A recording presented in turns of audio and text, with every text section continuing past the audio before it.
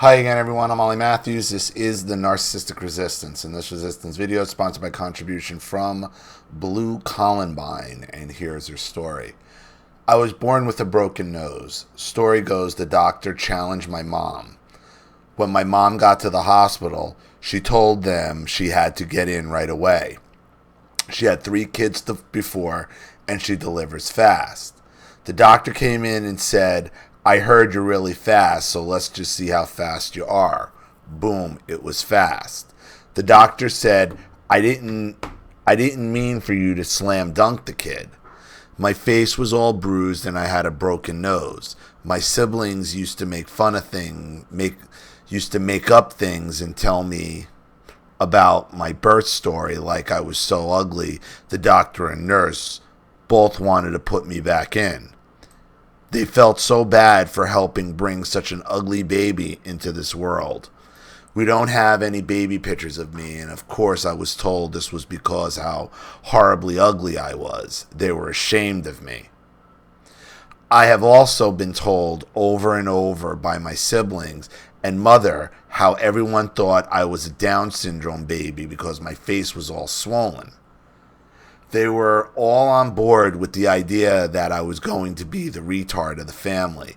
That just stuck because obviously they just wanted me to be the fucked up one. My aunt told me when she first came here from Japan and met my family that my mom would hide me, always with a blanket over my stroller or carrier. The first time she saw me, she told my mom what a beautiful baby I was. My mom replied to her, are you kidding? She's hideous. My aunt didn't tell me this until I was an adult, and she saw me struggling through all these years with abuse. She told me how shocked and disgusted she was at the time. I was also an accident, and I was also reminded of that. Yeah, so you're unwanted. My older 3 siblings were all planned. I believe I was born into my scapegoat role, and nothing I could have done would have changed that. Growing up, I was ignored a lot, not only left alone, but even when a family member was right there, they would not look at me or pretend not to hear me. They still do this to this day. Because I was the youngest, I was the least important. Nothing I said or did mattered. I was not allowed to have hobbies or friends like my siblings were.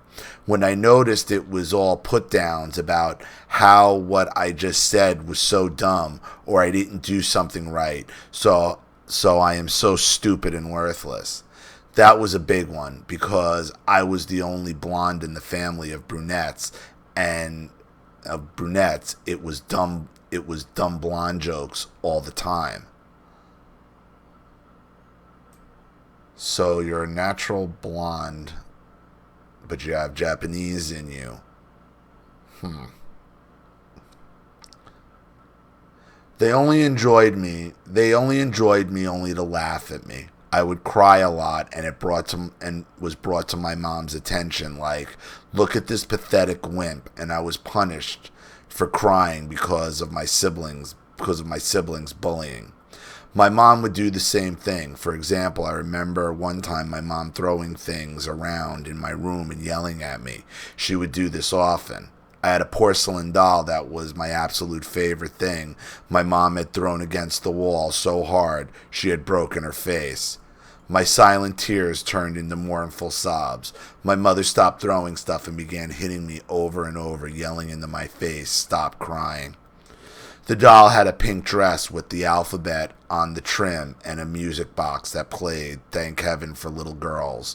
I removed both and tried to keep them, but they would always go missing. I really liked the music box because it made me feel loved, like someone was telling me they were glad I existed. God telling me he was glad I existed.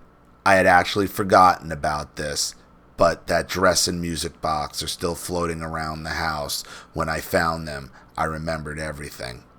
Most of the memories I have, which I don't remember a lot of my growing up, but what I do have something physical attached to it. I often wonder about all the things I don't remember, all the beatings and attacks that just happened and nothing came of it. I remember that was something I remember that was happening often, but only have a few things I can really point out for certain. I do feel that I have been robbed of my childhood. You are probably wondering where my dad is in all this. He was working a lot and often had jobs out of town. When he came home, I would tell him about how my mom hit me, and he'd always say he wasn't here, so he doesn't know what happened. I'm assuming your dad's probably white, American, and he married. I don't know. I could have this wrong, but he married your Japanese mom.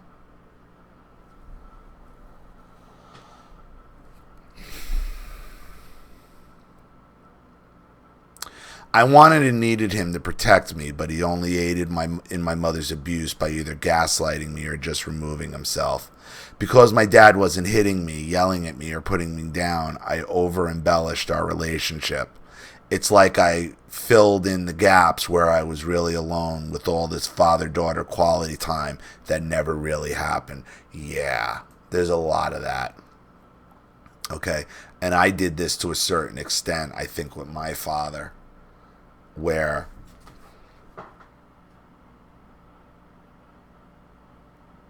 I saw things as quality time and I saw virtues in him that never existed. You know, just because he wasn't overtly violent and crazy like my mother.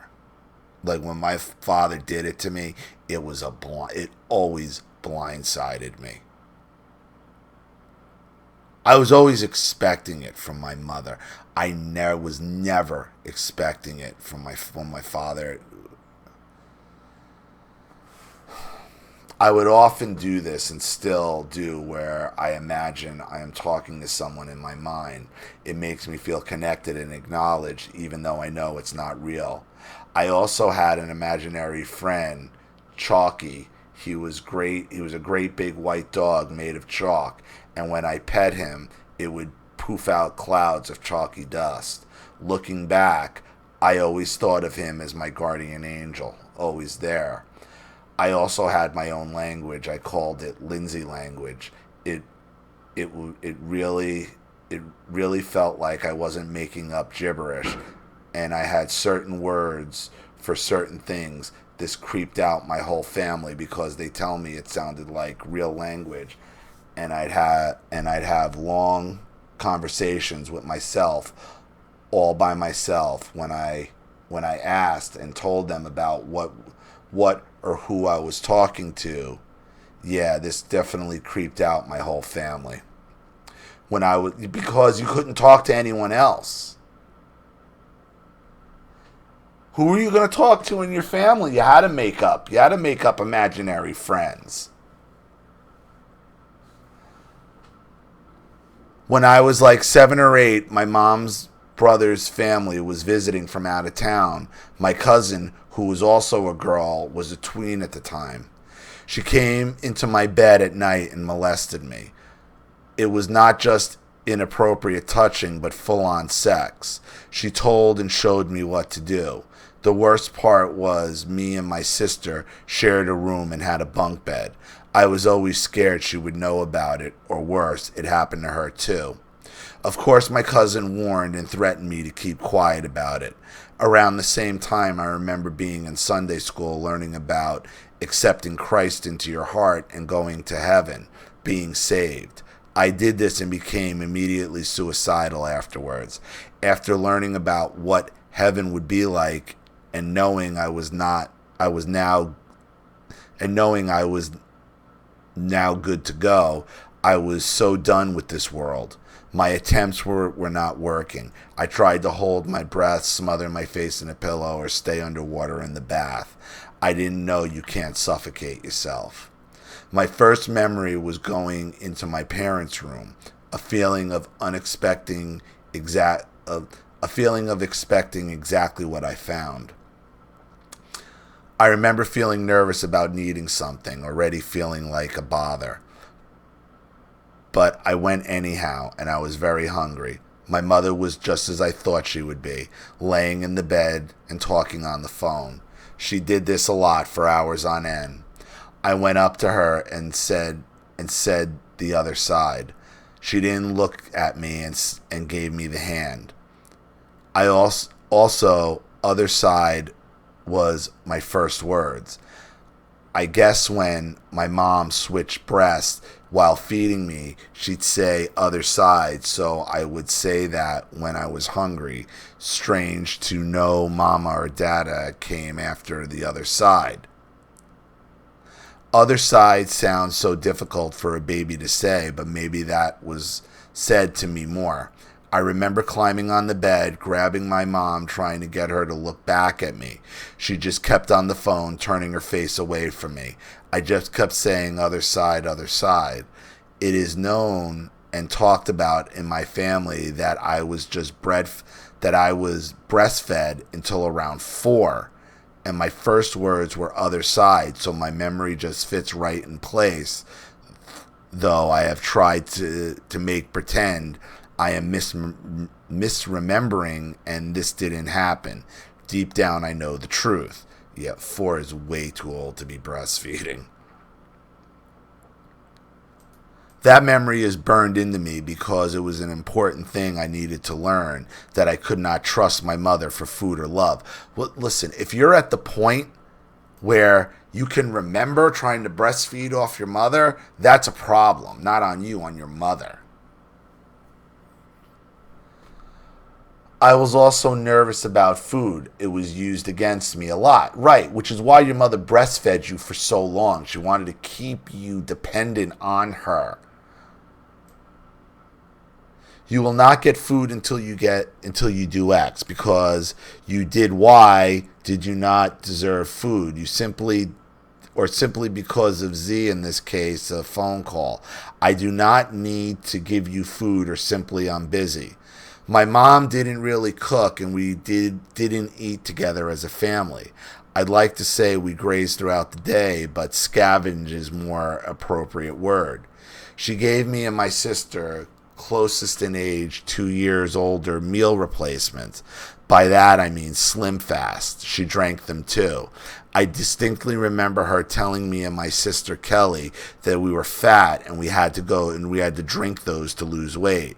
I knew this was crazy and backwards because, first of all, we were growing children and I was often stressed out about not having enough calories, feeling weak and hungry. And me and my sister were skinny kids. The whole family fasted every Sunday. That's right, 1 day a week you could count on not having food. It was a religious thing. I know it affected all of us differently. My oldest sister, obsessed with food and a chronic overeater as an adult. Second oldest brother, a health fitness nut. My sister, just above me, anorexic with body dysmorphia from an early age. And me, I food store. As an adult, it makes me very comforted to have a stocked full pantry freezer and food in the fridge. I also keep boxes and boxes of preserved food, such as dehydrated or canned goods. I'm anxious about not having food, so I have to hoard it. Listen, I have my food issues as well, okay? And your mother caused all of this. All of this. I just tell people I am a prepper, and people don't really question that, and I continue to do it. I literally have boxes of food on the floor in my room, under my bed, in my car, and in my storage. I could eat just on this stuff for months without having to go to a store if I had to. When I was a kid, I'd save and hide food, sneak it, stash it. I was very ingenious in how I do it. I'd oftentimes hide canned foods inside the walls of the house, the comfort in a can of beans and weenies, knowing I didn't have to worry about food for a bit, would buy me some peace. This is how I learned about milk spoiling. Gross story, but my mom gave me and my sister one of those Carnation instant breakfast milk in a squirt bottle. I saved it for when I'd be really hungry. A few days later, I was super hungry and stoked. I still had some chocolate milk. Yes, I excitedly squirted that rotten milk right into my mouth. When I was around 9, possibly 10, me and my sister were kicked out for the first time. It was either on a weekend or over the summer. My other 2 siblings were not home and my dad was out of town working. I have no recollection onto what it was for, but my mother went off into a rage, as she would do. But this time, not only did she hit us, scream at us, and chases us around, she chased us out of the house. It was raining cold. She told us to leave and not come back. She threatened us not to go to any of our neighbors. We tried to get back in, but all the doors were locked. She went up to our room that was shared and threw all our belongings out the window.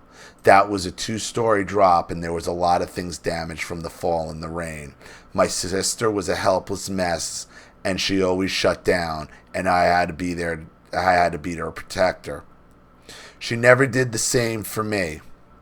I found shelter in a tunnel under the road.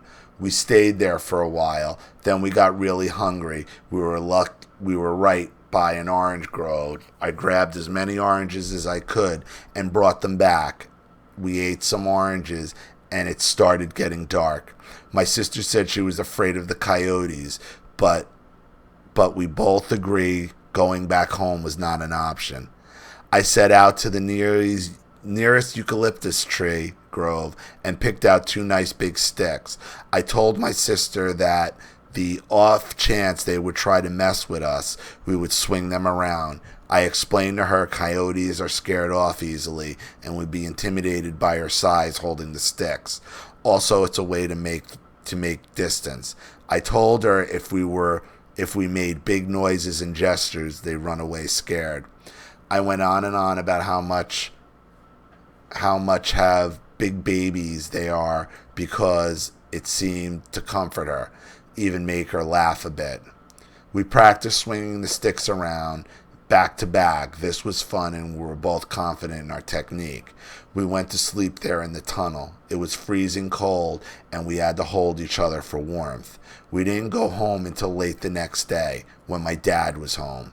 She wouldn't go ballistic and beat us up in front of him, so I guess we felt better going home with him already there. I don't remember talking to my dad about it, but I remember so well my mother a few days later or whatever, crying about it. She told me she acted like a monster and she was sorry. That was the only time she ever apologized or took accountability for her actions. I found it funny she used the word monster, because I always saw her as that, to more like a dragon. It was like she was a shapeshifter. When my mom got angry, she really became something else.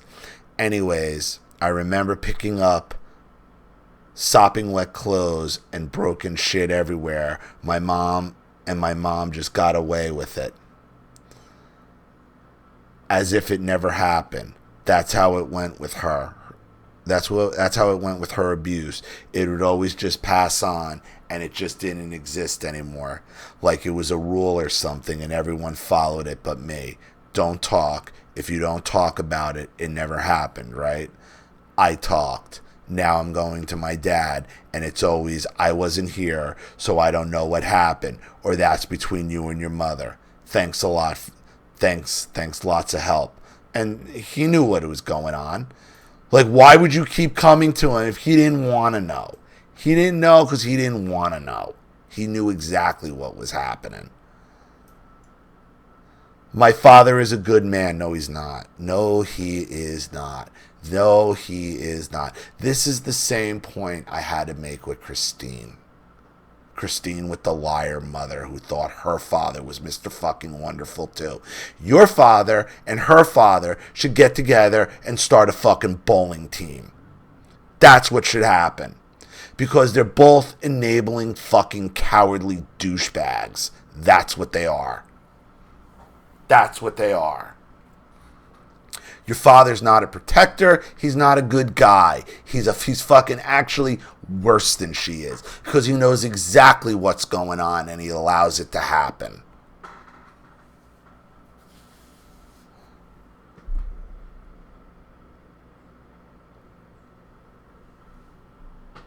He's not a good man. The enabler is never a good man, is never a good person.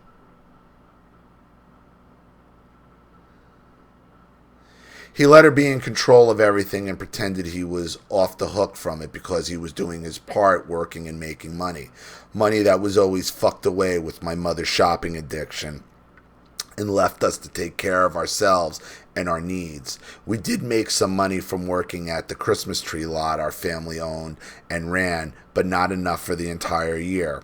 We had opportunities to make money doing random jobs for my parents, but I was the only kid willing to lift a finger, but oddly enough, I was never paid for these odd jobs, just made to feel guilty for them having to raise me, so I owe them all these favors. So they never had to pay up. I have many job situations like this since then, and becoming a better self-advocate. I am tired of getting screwed over for free labor just because it's how I'm used to being treated. Here is the conditioning. If this is your father doing this to you, this is a good man. This is a good man, right? I mean, are you kidding yourself here? You're kidding yourself. Here's the conditioning. Here's the conditioning. You are really such an awful, terrible burden. You need to make up for your existence with work. I really believe that I am working on it, but it's crazy how their programming continues to enslave me, even as an adult living independently. Yeah. You're enslaved. I mean, you're hoarding out, food supplements, for Christ's sake. They're still controlling you because you still haven't come to the conclusion that your father's not a good man.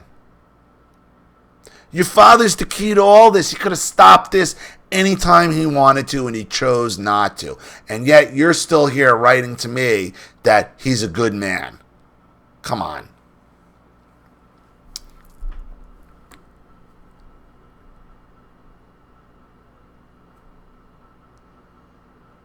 I really believe that I'm working on it, but it's crazy how their programming continues to enslave me as an adult living independently. I get into a cycle of allowing the same type of sadistic controllers into my life. I sacrifice everything to please, and it never works. I am only discarded, worse off than when I came in once I've been bled of all my resources, or I start to stick up for myself and I am being too difficult.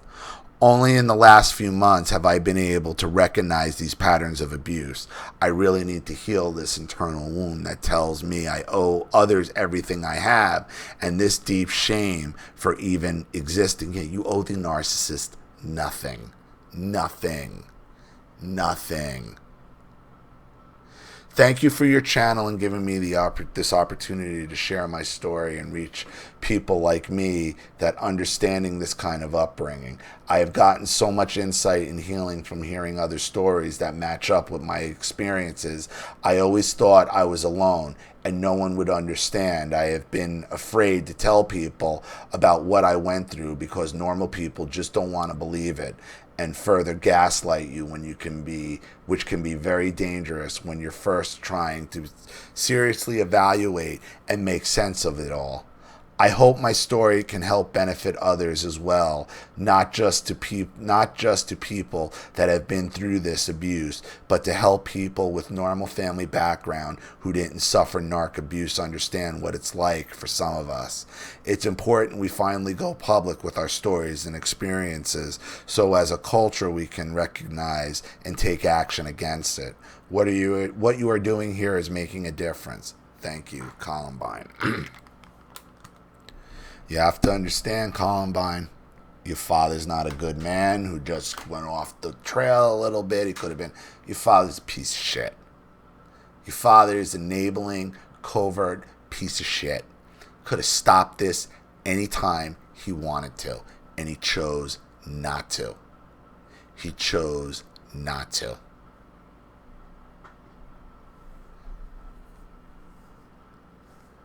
They abused you your entire life to make you believe you owed them something for being born. You owe them nothing. You owe the narcissist nothing for being born. Nothing.